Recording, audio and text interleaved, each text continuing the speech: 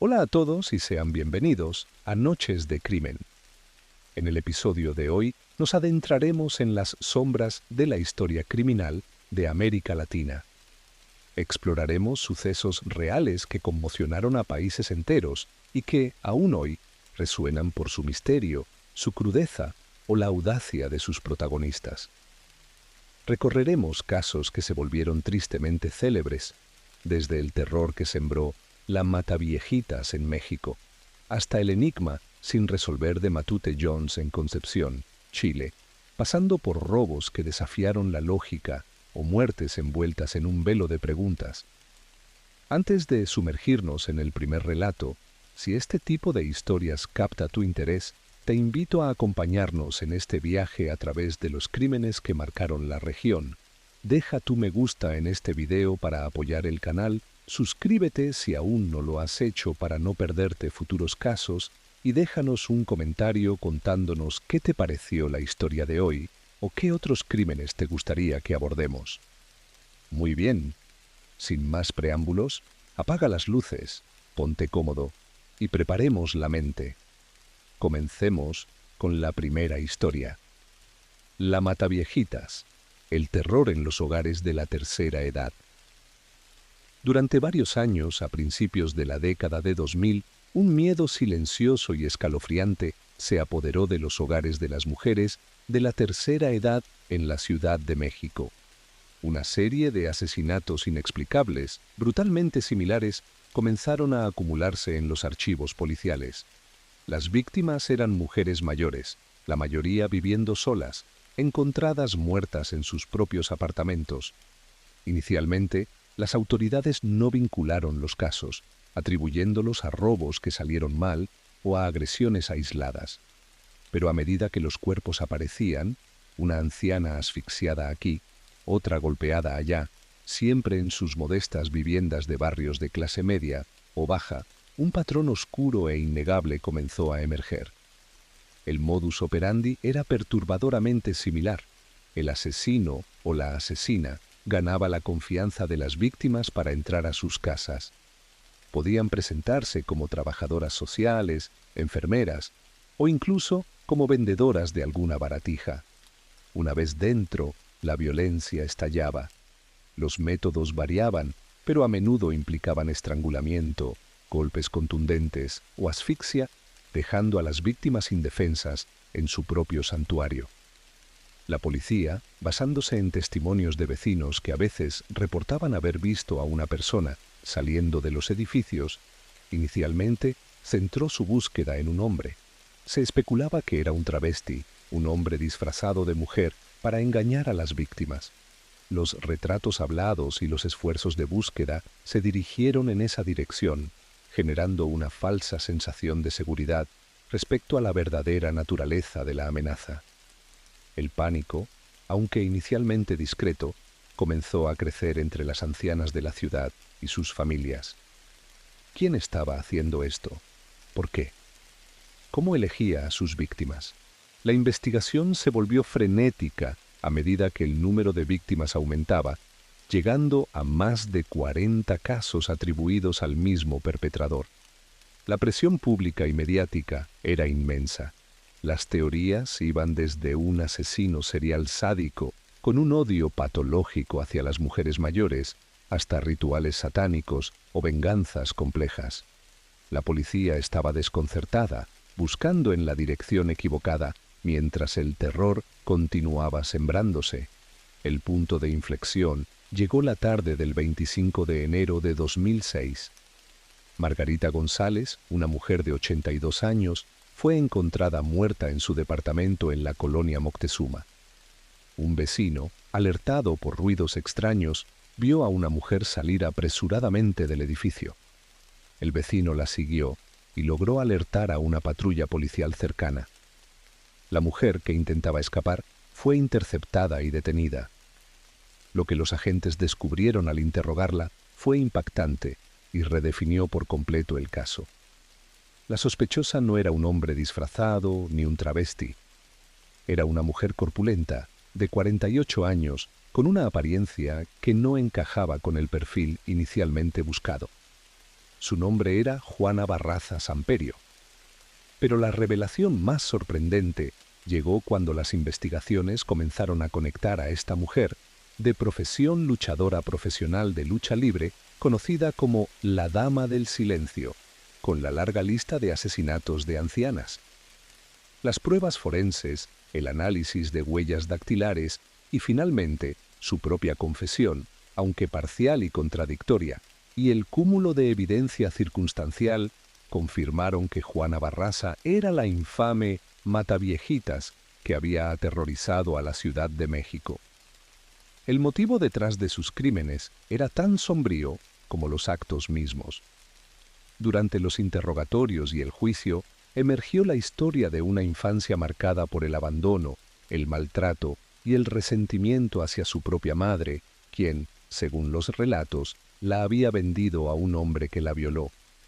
Este trauma profundo, combinado con un odio arraigado hacia la figura materna y, por extensión, hacia las mujeres mayores, pareció ser el motor que impulsaba su violencia letal. Elegía a víctimas que, de alguna manera, le recordaban a su madre o representaban una figura de autoridad femenina que ella despreciaba. El juicio contra Juana Barraza fue un evento mediático de gran magnitud. En 2008 fue declarada culpable de 16 de los asesinatos que se le imputaban, aunque se sospecha que el número total de víctimas podría ser mayor, y de robo. Fue sentenciada a la pena máxima permitida por la ley mexicana en ese momento, 759 años de prisión. Aunque en la práctica pasaría el resto de su vida tras las rejas, la cifra reflejaba la gravedad y la multiplicidad de sus crímenes. El caso de la Mataviejitas no solo resolvió una serie de crímenes brutales, sino que también expuso las fallas iniciales en la investigación policial y la dificultad de identificar a un asesino serial cuya apariencia no encajaba con los estereotipos. La figura de Juana Barraza, la luchadora convertida en depredadora de ancianas, se convirtió en un escalofriante recordatorio de que el mal puede presentarse de las formas más inesperadas, dejando una marca de miedo en la memoria colectiva de la Ciudad de México, especialmente entre aquellos que perdieron a sus abuelas, madres o vecinas en los años en que el terror visitaba los hogares de la tercera edad. Historia 2. El misterio de Matute Jones. La noche que la incertidumbre se tragó a un joven. La noche del sábado 20 de noviembre de 1999 era como muchas otras para los jóvenes de Concepción, Chile. Jorge Matute Jones, de 24 años, conocido cariñosamente como Coke por sus amigos y familia, estudiante de ingeniería comercial, sociable y deportista, salió a divertirse. Acudió junto a algunos amigos a la discoteca La Cucaracha, un local popular en aquellos años. Sería la última vez que muchos lo verían con vida. Según los testimonios, la noche transcurrió de forma normal. Música, baile, la habitual atmósfera de una discoteca de fin de semana. Alrededor de las 3:30 de la madrugada del domingo 21, Jorge fue visto por última vez dentro del local. Se despidió de algunos amigos y dijo que se encontraría con otros afuera, en el estacionamiento. Pero Jorge nunca llegó al punto de encuentro. Simplemente desapareció. La alarma cundió rápidamente. No era usual en Coke no avisar, no aparecer. Los amigos y la familia comenzaron una búsqueda desesperada en los alrededores de la discoteca y en los lugares que solía frecuentar. Al no obtener resultados, presentaron una denuncia por presunta desgracia. Así comenzó oficialmente la investigación de un caso que se convertiría en uno de los mayores enigmas criminales de Chile.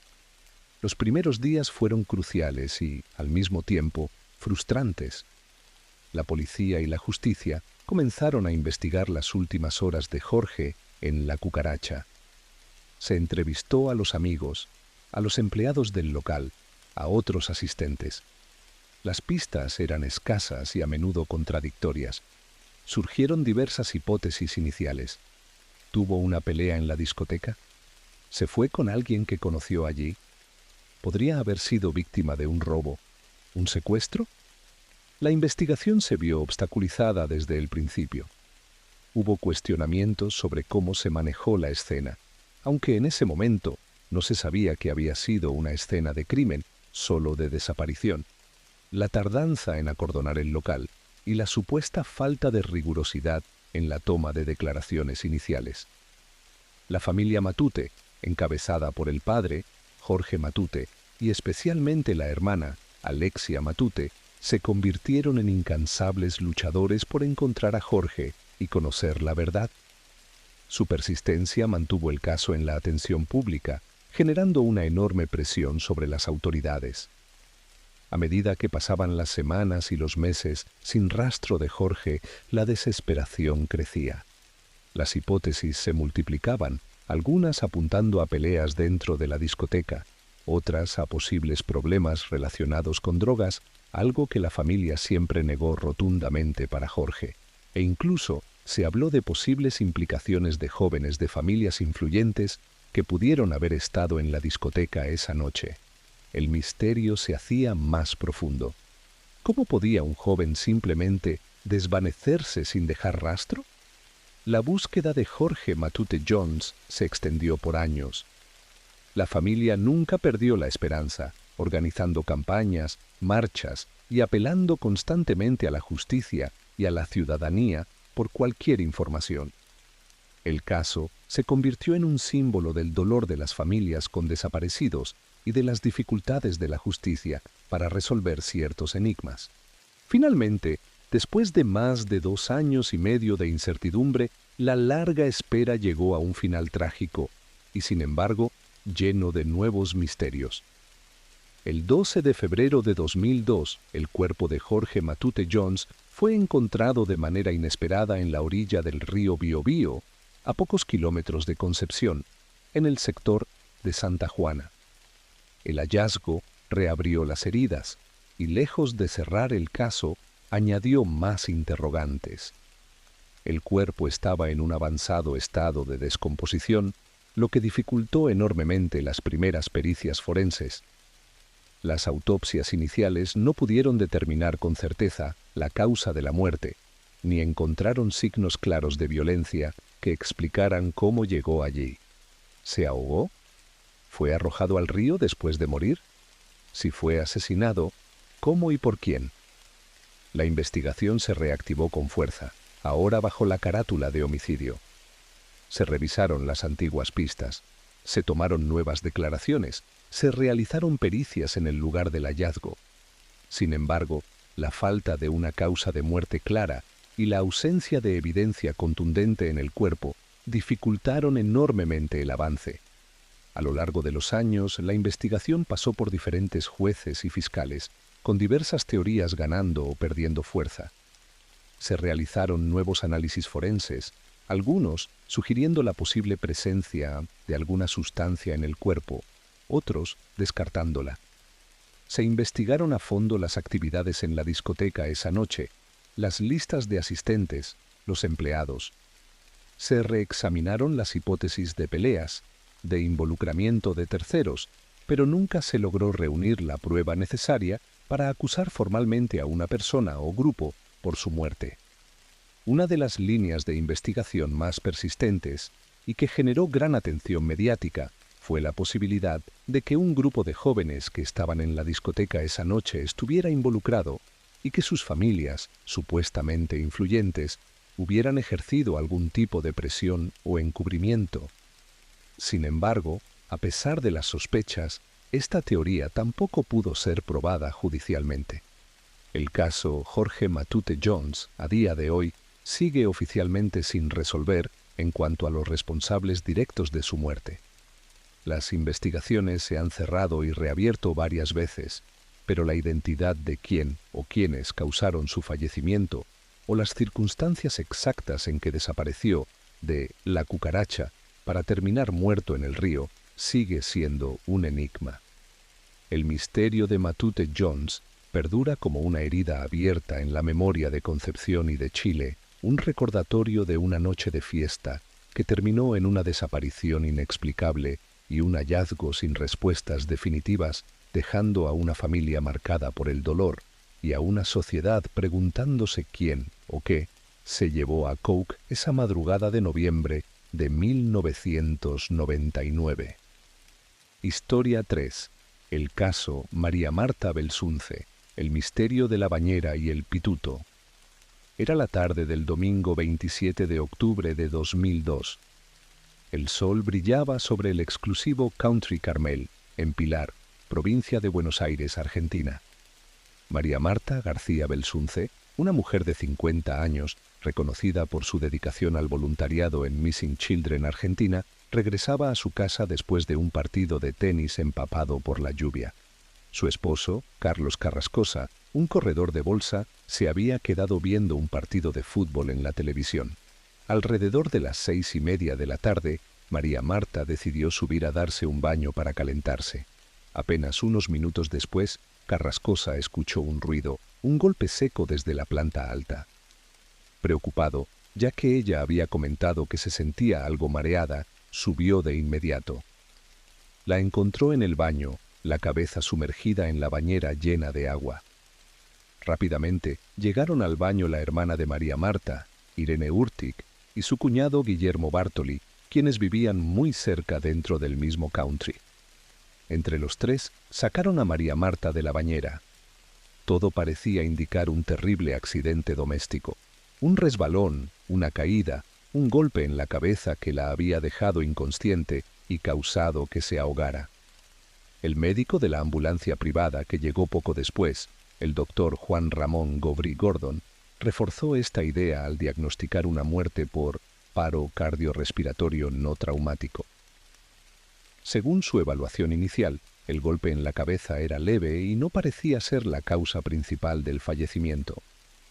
Con el dolor y el shock de lo que creían un trágico accidente, la familia comenzó a preparar el velatorio y el entierro para el día siguiente. En medio del caos emocional, tomaron decisiones que más tarde serían objeto de intenso escrutinio. Limpiaron la escena del baño, movieron el cuerpo y, crucialmente, no dieron aviso inmediato a la policía de la jurisdicción. Lo que parecía ser el manejo íntimo de una tragedia familiar en un entorno privado sentaría las bases para una de las investigaciones criminales más controvertidas de Argentina. Pero ya durante el velatorio, pequeños detalles perturbadores comenzaron a surgir. Beatriz Michelini, una masajista y amiga de la familia, al preparar el cuerpo, notó un líquido que le pareció sangre al tocar la cabeza de María Marta. Se lo comentó a la familia, pero, según su posterior testimonio, no le dieron mayor importancia en ese momento de consternación. El cuerpo de María Marta fue enterrado al día siguiente, el 28 de octubre. Sin embargo, las dudas no se disiparon por completo, especialmente para Horacio García Belsunce, el medio hermano de María Marta. Él no había estado presente el día de la muerte, pero al escuchar los relatos y percibir las extrañas circunstancias, una sensación de inquietud comenzó a crecer en él. Insistió firmemente en que se debía realizar una autopsia, a pesar de una notable resistencia inicial por parte de otros miembros de la familia. Finalmente, ante la insistencia de Horacio y con la intervención de la justicia, se ordenó la exhumación del cuerpo. Fue el 2 de diciembre de 2002, más de un mes después de aquel fatídico domingo, cuando se llevó a cabo la autopsia. El resultado fue no solo inesperado, sino completamente devastador, volcando la historia del revés. María Marta Belsunce no había muerto por un accidente doméstico. Había sido asesinada. La autopsia determinó que la causa de muerte fue un paro cardiorrespiratorio traumático secundario a lesiones graves de cráneo. Aquellos golpes en la cabeza eran en realidad 5 orificios de bala provocados por un arma calibre .32. Un sexto proyectil había impactado, pero no había penetrado el cráneo. Este último fue un hallazgo clave, ya que un pequeño objeto metálico, posteriormente identificado como un trozo de plomo deformado, que la familia, de manera inexplicable, había removido de la escena y tirado al inodoro, llamándolo el pituto, resultó ser ese proyectil que rebotó. Con la confirmación del homicidio, la Fiscalía, encabezada por Juan Ignacio Vidone, se hizo cargo del caso con una perspectiva totalmente nueva. La escena del crimen había sido contaminada, limpiada y alterada, lo que complicó enormemente el trabajo forense y policial. La tardanza en dar aviso a las autoridades, el uso de lavandina en el baño y la remoción de la evidencia del pituto pusieron de inmediato bajo sospecha a la familia y a las personas que estuvieron presentes en los primeros momentos. La investigación se centró inevitablemente en el círculo íntimo de María Marta. Pronto comenzaron a circular diversas teorías, algunas más descabelladas que otras, en un intento por explicar lo inexplicable en un entorno tan cerrado y aparentemente seguro como un country. La teoría principal de la Fiscalía apuntaba a un encubrimiento familiar. Se sospechaba que María Marta pudo haber descubierto algo ilícito dentro de su propia casa o en el country, quizás relacionado con alguna actividad financiera, y que fue asesinada para ser silenciada. El accionar posterior de la familia sería un intento desesperado por ocultar la verdad y proteger a un allegado. Bajo esta hipótesis, Carlos Carrascosa fue el principal apuntado, acusado inicialmente de homicidio calificado y tras varios vaivenes, condenado por encubrimiento y luego por homicidio nuevamente en apelación, antes de ser finalmente absuelto años después.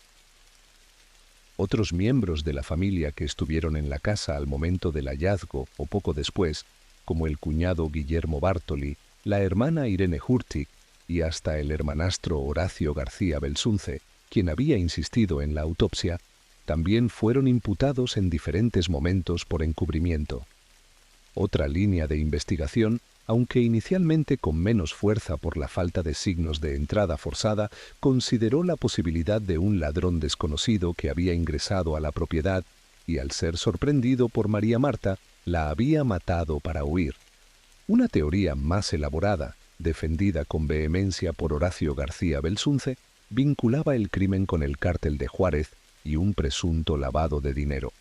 Dado el rol de María Marta en una fundación que manejaba fondos significativos, esta hipótesis planteaba que ella podría haber tropezado con información comprometedora y haber sido asesinada por sicarios profesionales.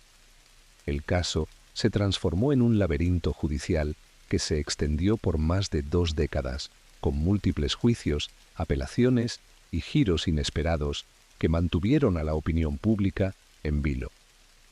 Carlos Carrascosa fue condenado primero por encubrimiento, luego a prisión perpetua por homicidio en una apelación, solo para ser finalmente absuelto del crimen en instancias superiores. Otros familiares también enfrentaron juicios por encubrimiento, con sentencias que fueron confirmadas o revocadas en diferentes etapas procesales. Pero quizás el giro más significativo llegó casi 20 años después del crimen.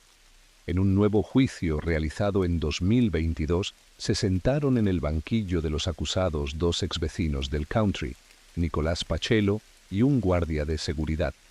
La Fiscalía, con una hipótesis renovada, acusó a Pachelo de ser el autor material del homicidio, argumentando que María Marta lo había sorprendido robando en su casa y él la había asesinado para evitar ser descubierto.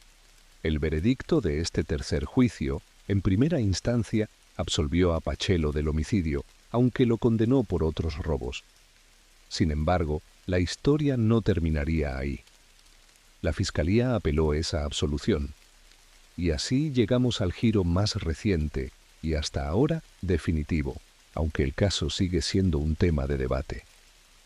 En marzo de 2023, la Cámara de Casación Penal de la provincia de Buenos Aires revisó la absolución de Pachelo y, en un fallo contundente, revocó esa decisión y condenó a Nicolás Pachelo a prisión perpetua por el homicidio de María Marta Belsunce. La Cámara consideró probada la teoría de que Pachelo mató a María Marta tras sorprenderla robando en su casa.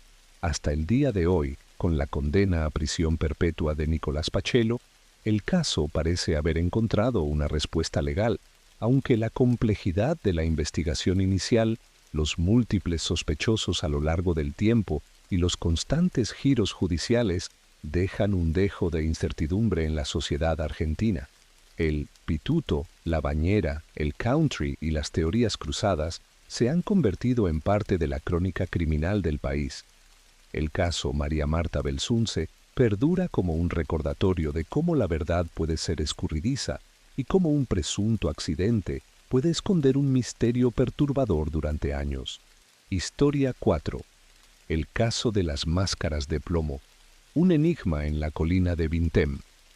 La tarde del 20 de agosto de 1966, un joven que buscaba pájaros en la colina de Vintem, cerca de la ciudad de Niterói, en el estado de Río de Janeiro, Brasil, hizo un descubrimiento espeluznante y totalmente inexplicable. Encontró los cuerpos de 2 hombres. Estaban recostados uno al lado del otro, vestidos con trajes formales, como si simplemente estuvieran descansando. Pero lo que más impactó al joven y posteriormente a las autoridades fue lo que llevaban en sus rostros, unas extrañas máscaras hechas de plomo puro que cubrían sus ojos. Cuando la policía llegó a la remota y enredada zona de la colina, la escena era aún más peculiar. No había signos obvios de lucha o violencia en los cuerpos. Junto a ellos encontraron algunos objetos extraños, 2 toallas, una botella de agua vacía y otra medio llena, un paquete que contenía 2 impermeables y, lo más intrigante, un pequeño cuaderno. El cuaderno contenía anotaciones crípticas y desconcertantes. Una de las notas decía: 16:30 estar no local determinado, 18:30 ingerir cápsula, após efeito, proteger metais a guardar sin almascara, 4:30 estar en el lugar determinado, 6:30 ingerir cápsula, después del efecto, proteger metales, esperar señal máscara. Las víctimas fueron identificadas como Manuel Pereira da Cruz, de 36 años, y Miguel José Viana, de 34, ambos técnicos en electrónica originarios de Campos dos Goitacazes, una ciudad a unos 300 kilómetros de distancia. Sus familias contaron que los 2 amigos habían salido de Campos días antes, supuestamente rumbo a São Paulo, para comprar materiales electrónicos para su trabajo. Sin embargo, también mencionaron que los hombres les habían dicho algo sobre un encuentro secreto y que si no regresaban en cierto tiempo, debían reportarlo a la policía. Lo que implicaba ese encuentro y por qué terminó en la colina de Vintem era un completo misterio. La investigación forense se topó con un muro desde el principio. Las autopsias iniciales no pudieron determinar la causa de la muerte. No había heridas de bala, puñaladas, ni signos claros de lucha. Los órganos internos estaban relativamente intactos, pero la rápida descomposición, acelerada por el calor y la humedad de la colina, dificultó los análisis toxicológicos. Inicialmente, se sospechó de envenenamiento, pero las pruebas no arrojaron resultados concluyentes sobre una sustancia específica. Tampoco se encontraron rastros de veneno en las botellas de agua. La posibilidad de una descarga eléctrica o incluso un rayo fue considerada brevemente, pero descartada por la falta de evidencia y la propia naturaleza de las máscaras de plomo. Las máscaras de plomo en sí mismas eran un enigma. Parecían haber sido hechas a mano, cortadas y dobladas para ajustarse sobre los ojos. ¿Cuál era su propósito? La nota críptica mencionaba proteger metales y máscara. Algunas teorías sugirieron que el plomo era para protegerse de algún tipo de radiación, quizás en el contexto de un experimento clandestino o de un fenómeno desconocido. El contenido completo del cuaderno y otras notas encontradas solo añadieron capas de misterio. Además de la extraña instrucción sobre la cápsula y la máscara, el cuaderno contenía códigos numéricos, diagramas eléctricos y referencias a temas espirituales o esotéricos. Manuel y Miguel tenían interés en el espiritismo y la ufología, lo que llevó a especulaciones sobre si su muerte estaba relacionada con algún tipo de ritual, un intento de contactar con entidades o incluso con un evento extraterrestre, una teoría que, aunque descabellada, surgió de la pura extrañeza del caso. Otra teoría planteó que los hombres eran pequeños contrabandistas de electrónicos y que el encuentro en la colina era para un negocio que salió terriblemente mal, siendo asesinados y dejando las máscaras como una especie de advertencia o ritual. Sin embargo, esta teoría tampoco pudo ser probada. La falta de una causa de muerte concluyente, la ausencia de evidencia de violencia y los objetos extraños encontrados en la escena hicieron que la investigación se estancara. A pesar de los esfuerzos de la policía y de la atención mediática que el caso generó en su momento, nunca se logró identificar a un culpable ni establecer con certeza qué sucedió en esa colina. ¿Ingirieron alguna sustancia tóxica que no dejó rastro? ¿Fueron asesinados por un método desconocido? ¿Qué papel jugaron las máscaras y las notas?